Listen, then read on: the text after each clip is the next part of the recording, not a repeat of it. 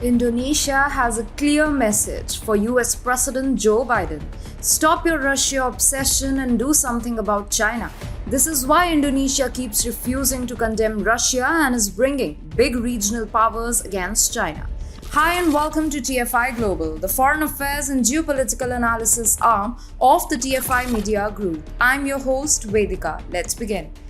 US President Joe Biden has been following a one-point agenda ever since he came to power: marginalize Russia and isolate China.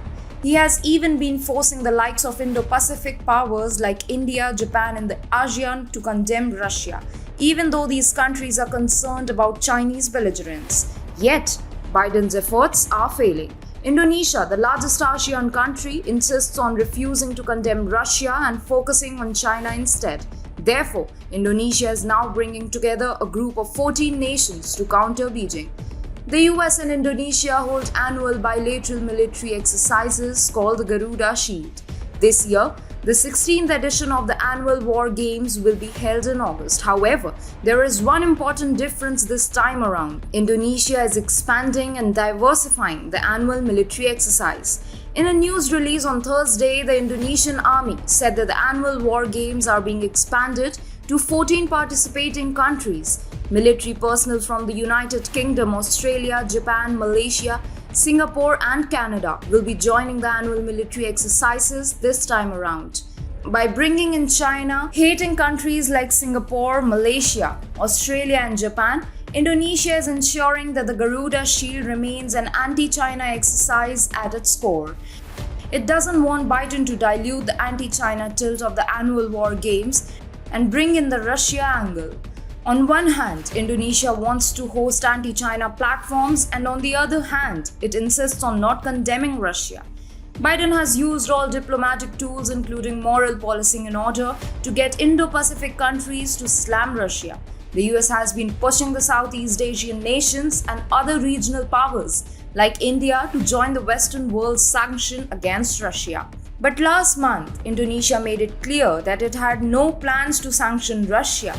In an interview to Nikkei, Indonesian President Joko Widodo said that sanctions are not the best solution to resolve the problem, as people and civilians will be the victims. Widodo also said Ukraine and Russia are friends of Indonesia. So, basically, Indonesia is playing neutral regardless of Biden's pressure to sanction Moscow.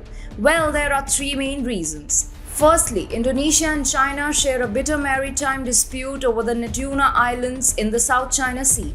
China claims sovereignty over area near Natuna Islands inside Indonesia's exclusive economic zone. So, Indonesia naturally perceives China as a threat to its national security. Secondly, public opinion in Indonesia favors Russia.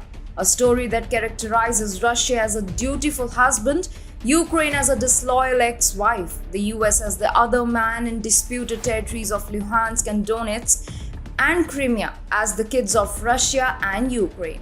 Basically, the story justifies Putin's war. Widodo, of course, doesn't take such a strong line, but he is also not in a position to condemn Russia. And finally, Russia isn't an enemy for Indonesia, while China is its main enemy. Indonesia actually operates several Russian defense platforms, which only help it to counter Chinese aggression. So, what will it gain by antagonizing Russia at Biden's behest? Biden won't come running with American defense equipment if the Chinese PLA launches an assault. We have seen how weak a US response can get amidst the ongoing Ukraine crisis. Therefore, Indonesia has sent across a very clear message. We won't condemn Russia, we won't sanction Russia, and we will continue to oppose China no matter what.